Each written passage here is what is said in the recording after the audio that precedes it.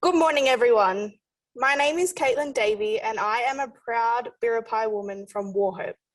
I'm also a PhD candidate here at the University of New England. I commenced my PhD in January this year. I'm very proud to be given this opportunity to be before all of you today to share my story and my research, as it's something I'm very passionate about. Today, my talk will be split into two main parts. Firstly, how I got from a 5-year-old obsessed with crime and forensic science to the 22-year-old that is now enrolled in her PhD that you see before you. And secondly, what my research has found so far. First, I thought that I would share my story. For me, the interest in crime and forensic science started very young. When I was about 5 years old, I begged my mum to buy me my first crime scene kit with book club. In this kit, there was ink for fingerprinting, chalk, crime scene tape, and handcuffs.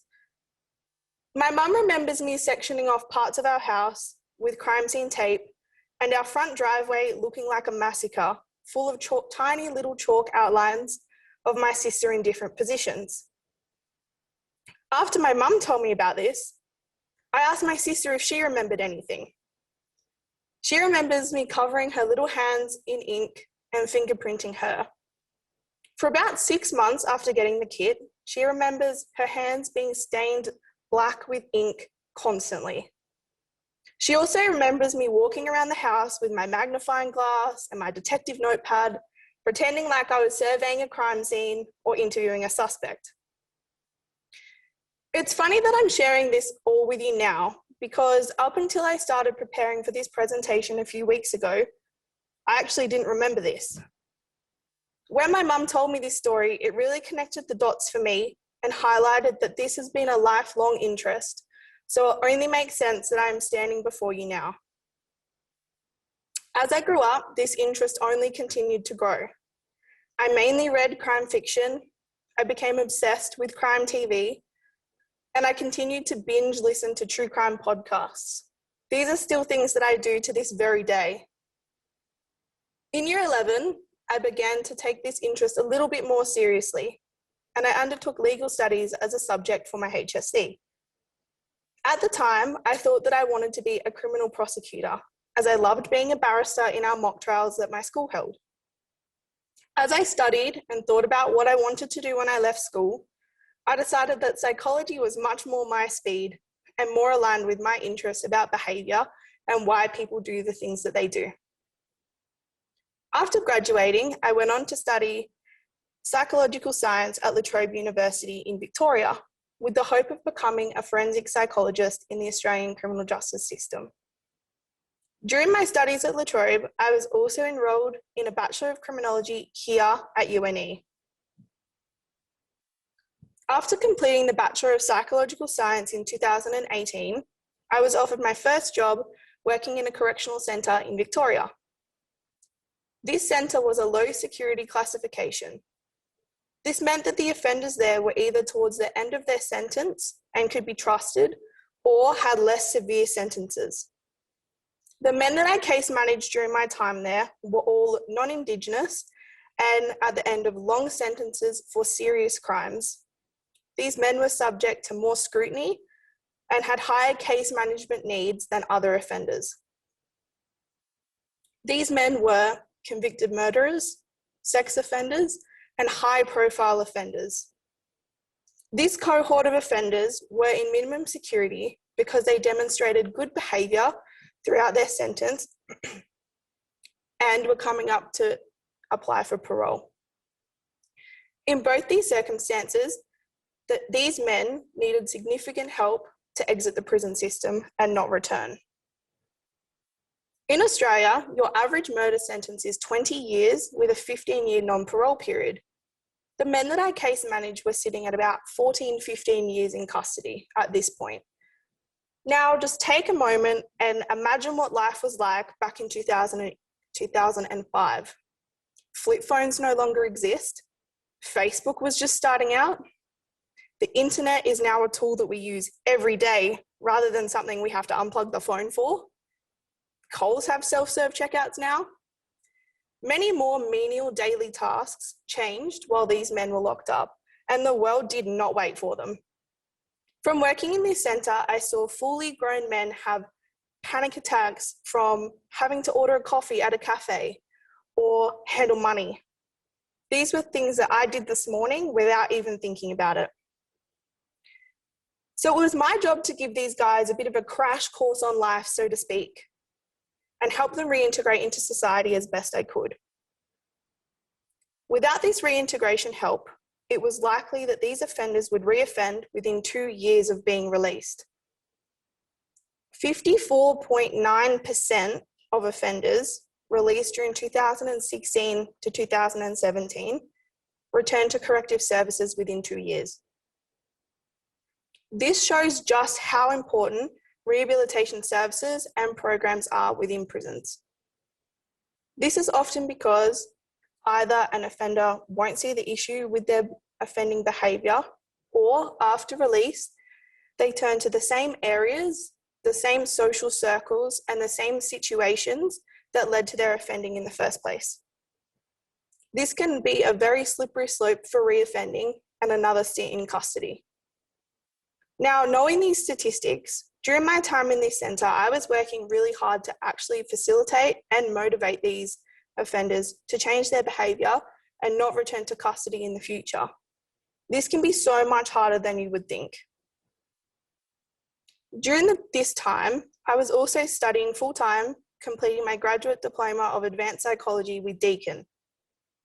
After this qualification, I decided that I actually did not want to be a forensic psychologist, and I started looking for new experiences within the sector. This is when I found myself working in a high and maximum security centre in Queensland, and then in community corrections with parolees who had a high risk of reoffending.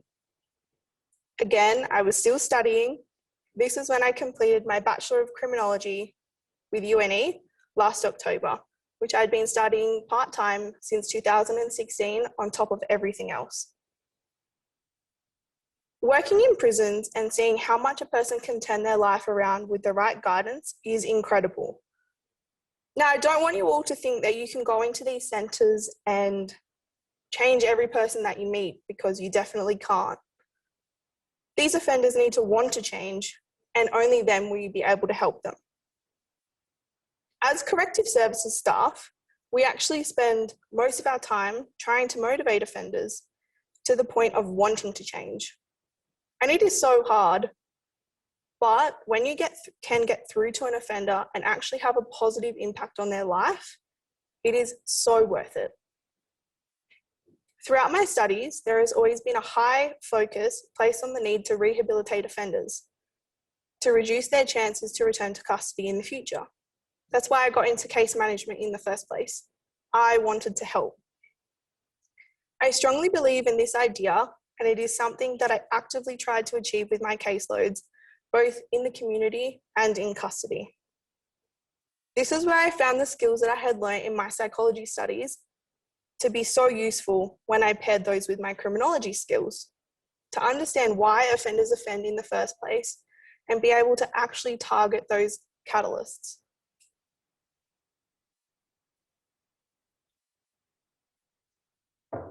Like any story, of course, there is a catalyst for me that made me move away from the front line of corrective services and into postgraduate study.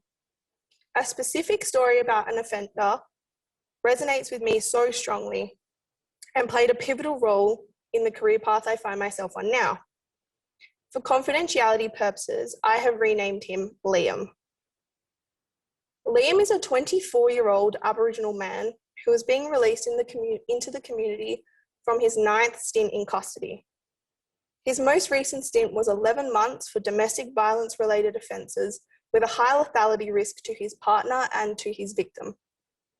In this case, they are one in the same. Just to clarify, lethality means risk of death.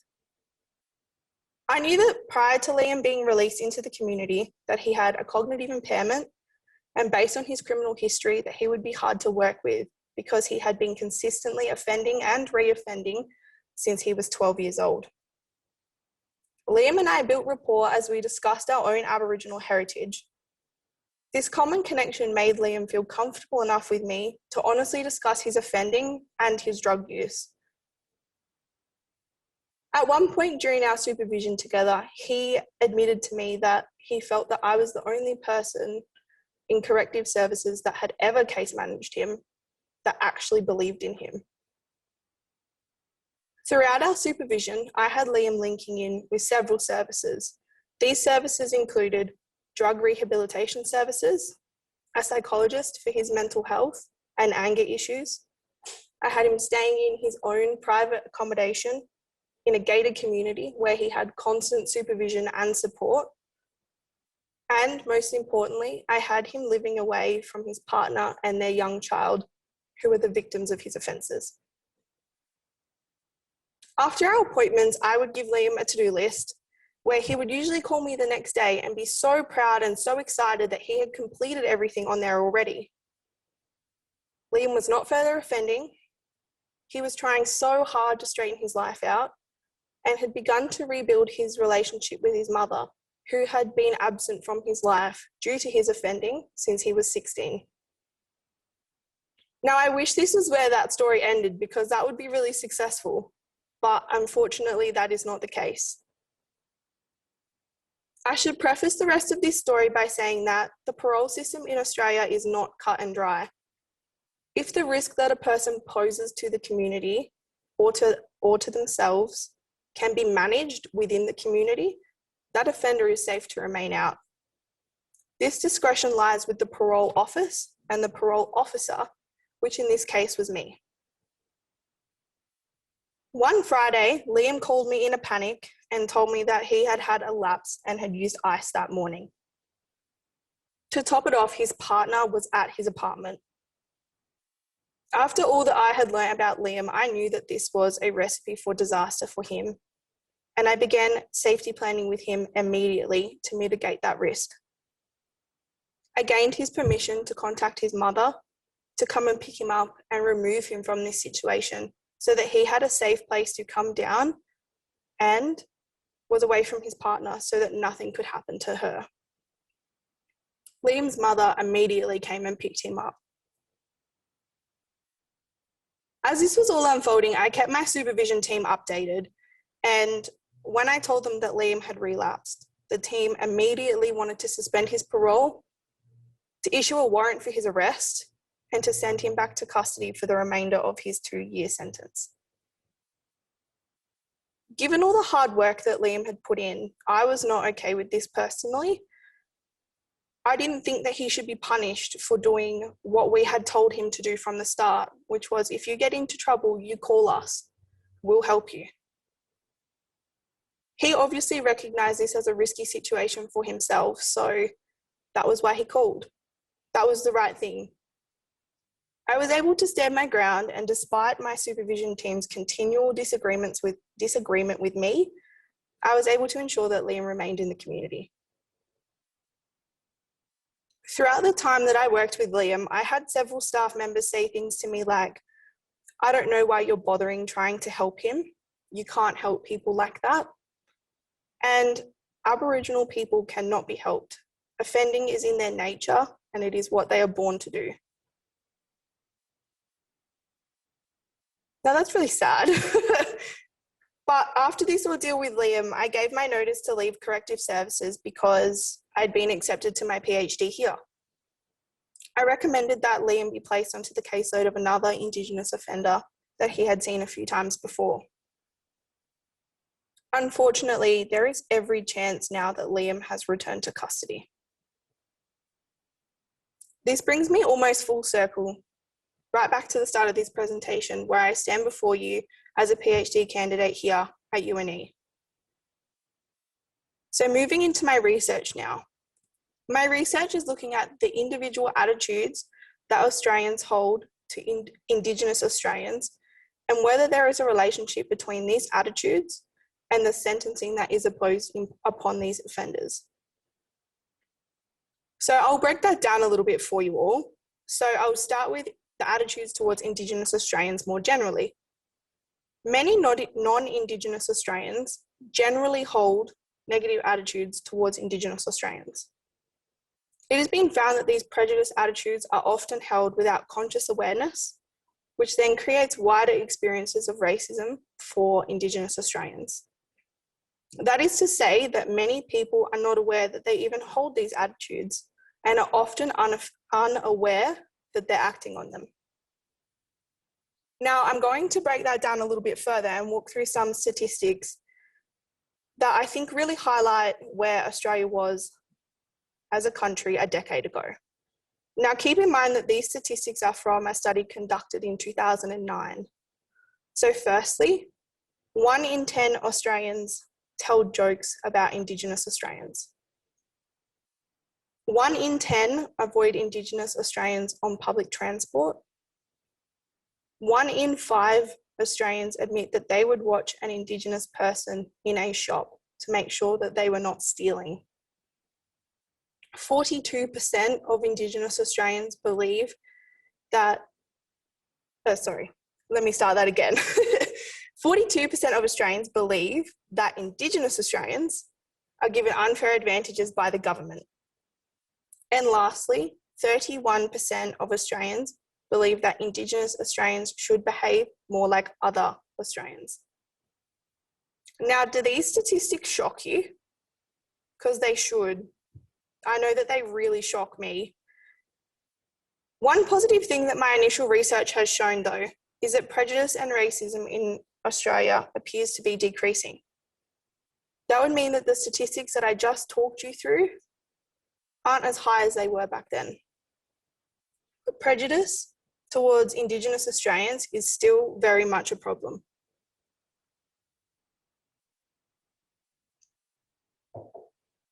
A 2018 study found that 43% of Indigenous Australians felt that they experienced some form of discrimination in the 6 months prior to that study being conducted. This was compared to around 20% of non-Indigenous Australians. These findings have been consistent with studies conducted in 2014 and in 2016, showing a continuing problem and high levels of prejudice in Australia. Now, shifting focus slightly and narrowing that towards what my topic is about, let's talk about Indigenous Australians and their interaction with the criminal justice system. As Indigenous Australians, we make up approximately 3% of Australia's total population. However, Indigenous Australians also make up 29% of inmates in Australian correctional centres. Indigenous Australians are heavily overrepresented at every facet of the criminal justice system, and as it currently stands, the Indigenous imprisonment rate is nearly 10 times that of the non-Indigenous Australian rate in New South Wales. Some of the reasons that research has attributed to why Indigenous Australians are overrepresented includes poorer physical health, poorer mental health, high rates of unemployment, lower levels of education, increased substance use, dispossession, disconnection from culture and from country, and the ongoing effects of past government policy. These areas absolutely contribute to why Indigenous people are overrepresented in prisons. But could there be another reason that contributes to that? Could prejudice contribute to a public call for harsher sentencing, harsher punishments, and more intense penal sanctions for Indigenous Australians? As a collective society, Australians are able to instigate change through public outcry. It is this outcry that often drives change in government policy. When we're talking about the overrepresentation of Indigenous people in prisons, we need to consider two things. Firstly, the attitudes of the public towards Indigenous Australians, and secondly, the punitive attitudes of Australians and how, if at all, the intersection of these attitudes play a role in the experiences of Indigenous people in the Australian correctional system. Now, I've already spoken about the first point, public attitude, so I'm going to move to the second part, punitive attitudes. So what actually are punitive attitudes? Punitive attitudes are a person's attitude regarding the goal of punishment, sentencing policies, forms of penal sanctions, and the intensity of those sanctions. Furthermore, punitive attitudes also examine how individuals attribute blame for criminal activities and their opinion on the goals of those sentencing. Several researchers have found that people who believe that offenders are solely responsible for their offending behaviour are more likely to be punitive. And that is to say that these people are more likely to prefer prison sentences and harsher punishments for offenders. However, in contrast, people who believe that crime is caused by wider social circumstances, such as colonisation, poverty, or inequality, are usually less punitive towards offenders and prefer a rehabilitation approach. Now, some research from the late 1990s that examines punitive attitudes from a negative prejudice perspective found that racial prejudice appears to increase the opposition to rehabilitation programs that seek to specifically address racial inequalities. Now, taking a step back from punitive attitudes, let's talk about some of the contextual factors which shape both punitive attitudes and attitudes towards Indigenous Australians. We exist in a world that is essentially shaped by several factors, and these factors include gender, age, geography, level of education, socioeconomic status, religion, political affiliation, media consumption, race, confidence in the government and judicial system, experiences of victimization, perception of crime rates, which is also known as crime salience, and fear of crime. Now, of course, most of these factors are dynamic, which means that you can change them, which gives me a lot of hope for the future and actually being able to address this issue. So what else does the research in this area tell us? So not only are Indigenous Australians heavily overrepresented, as I said before, Indigenous Australians also tend to have much longer criminal records, are more likely to be convicted of serious violent offences, and are more likely to have breached a previous court order. Research in an Australian context has identified that many non-Indigenous Australians have prejudiced attitudes, but also are more punitive towards Indigenous Australians. The biggest question is why though? Why is this happening? And this is the avenue that I am the most interested in, and where my research findings will help contribute to an important and an ongoing discussion in Australia. Based on the literature that already exists, I'm hypothesising that people who hold negative attitudes towards Indigenous Australians will be more punitive towards Indigenous offenders. This preference would then contribute to the overrepresentation in our correctional centres and make overall rehabilitation harder to achieve, as the odds are already stacked against them. My main goal with my research is to determine if there is a link between punitive attitudes and attitudes towards Indigenous Australians. By identifying the extent of this link, I hope to educate Australians on the extent of our prejudices and begin to break away from the stigma that labels all Indigenous people as offenders. I hope to use the outcomes of my research to advocate for equality for all Australian people, Indigenous or non-Indigenous, and to influence discussions around policy reform, the redirection of funding for justice reinvestment, which would then hopefully see less Indigenous people returning to custody through the implementation of rehabilitation programs. And further, I would like to contribute to an ongoing discussion of this overrepresentation and how we as a country can address this issue. In a perfect world, if I was to walk into a correctional centre in 10 years, I would love the outcomes of my research to, of course, some serious change in how offenders are treated. Because in my experience, Indigenous offenders are treated as lesser people. With the outcomes of my research, hopefully what happened to Liam could have been different. I would love to see the same opportunities for rehabilitation and intervention afforded to Indigenous and non-Indigenous offenders alike, because at the moment, we're just not there yet. Although I am at the start of my PhD journey, I'm setting out to contribute to a conversation that has been ongoing in Australia for years now.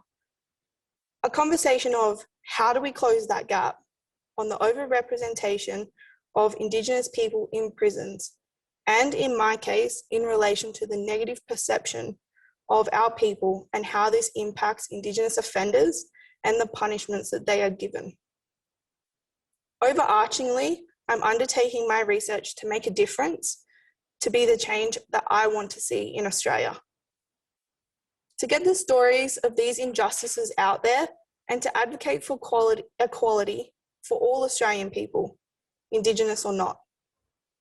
It is up to us as Indigenous Australians to be active participants in these conversations for our communities, for our culture, for our country, and for our future. Every single one of us here today can be that change too.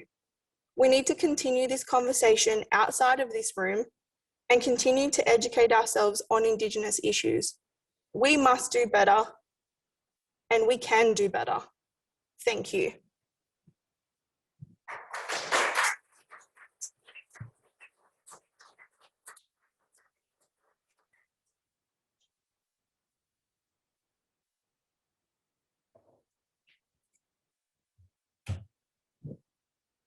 Thank you very much, Caitlin. I'm sure we all got a lot from that.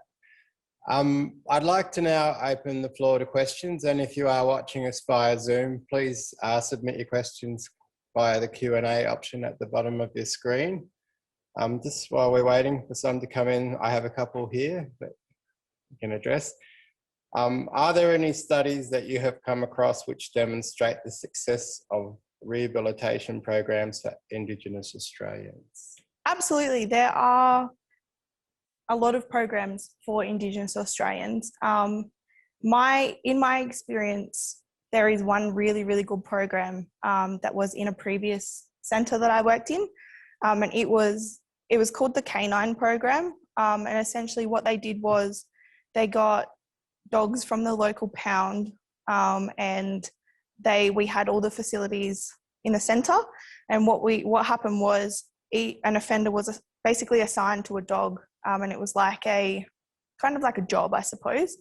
So they walked the dog and they basically rehabilitated the dog so that it could be adopted by people in the community.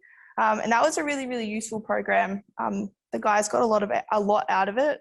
That's probably the best one that I've seen, but there's a lot of programs out there that are used in prisons.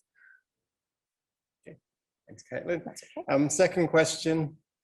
Do you think that employing greater numbers of Indigenous correctional services staff might also ensure better outcomes for people like Liam? I think it can't hurt. In the centres that I have worked in, there have been what's called cultural liaison officers, and they usually go and engage quite well with the other Indigenous offenders that are there.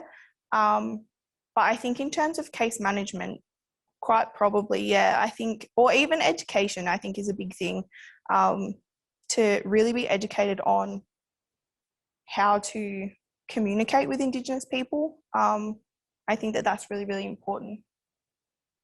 Does that answer the question? Yes, I think so. Cool. How many other, yes? Do you want the mic?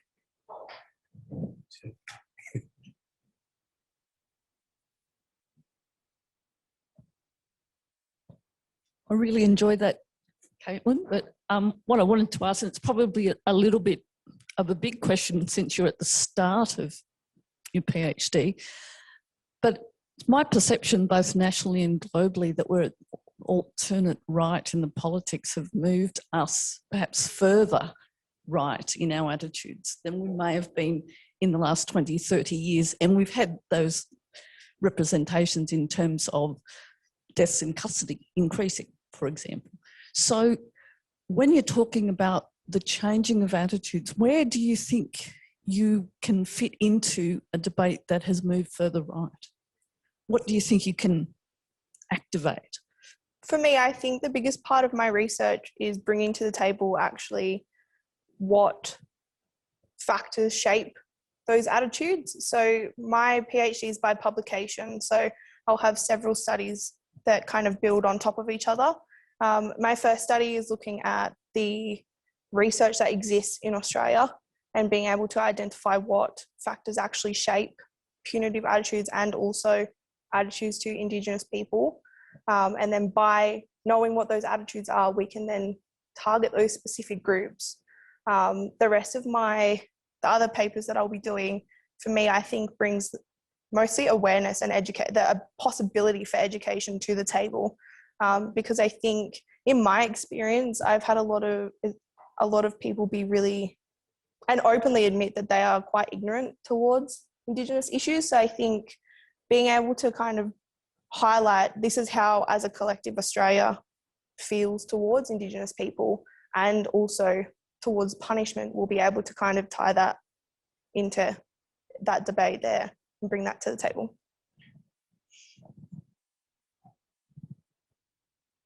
Testing. I just have one online question for you now, Caitlin. Someone's asking, have you met any resistance either from the criminal justice system or generally to your research at all? Not necessarily to my research. Obviously working in those centres and those places before being accepted, that's something that I've been really open about what I'm actually going to do. So a lot of people that I've spoken to about my research have thought, yep, absolutely, that's really great. We need that research and that information. But absolutely, there's been a couple of people that have been really resistant in terms of like those quotes and people saying that you can't help Aboriginal people, that they're born offenders and that kind of stuff. So that Liam's story was absolutely a catalyst that made me want to come and do this so that we can break away from that, because that's a really poor attitude, in my opinion, and something you really shouldn't say about someone. So I guess for me, like, that's the biggest resistance that I've had, and I really want to break away from those labels because that's not true at all. And one more online question asking, what tips would you give to somebody else who would want to move into a similar field of study as yourself? Field of study or field of job? Because it's different. Field of study, it says. Yeah. Okay. In terms of field of study, I would, if you're enrolled in the Bachelor of Criminology, you're already starting, which is good. I learned a lot of things that were really, really valuable, a lot of soft skills that were really great. But I would also incorporate, in terms of electives, I would incorporate some psychology in there, because the fact of it is when you're working in these centres and these places, you are working with a very vulnerable population. So to be able to understand what's going on for them, Indigenous or not, they are vulnerable people. They've had a lot of trauma in their past usually. So to be able to understand and actually really help and give them the tools to not be able to come back. Yeah, that would be my biggest tip. Maybe the final question we've got here from online is, have you ever had feelings of doubt towards whether what you're doing is working in the prison system? And have you ever had somebody sort of seem like they're not willing to accept your help? Absolutely. You get that more often than not. A lot of people, particularly for me, going into those centres as a young female, I was met with a lot of people kind of saying to me, you don't know what you're talking about, you're too young, all of that kind of thing. So, yeah, I think they've really got to come to the table to be able to help someone. So if they're willing to meet you in the middle, then you're able to do a lot of really great things. I was working with an offender who he had been in custody for, I think it was his 10th or 11th time in custody. He'd spent more of his 20s and 30s in custody than out. And he came to me one day and he told me, Caitlin, I don't want to do this anymore.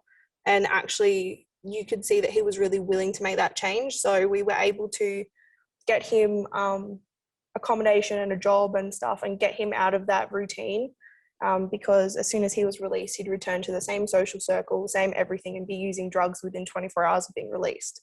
So yeah, I think they've really got to come to the party.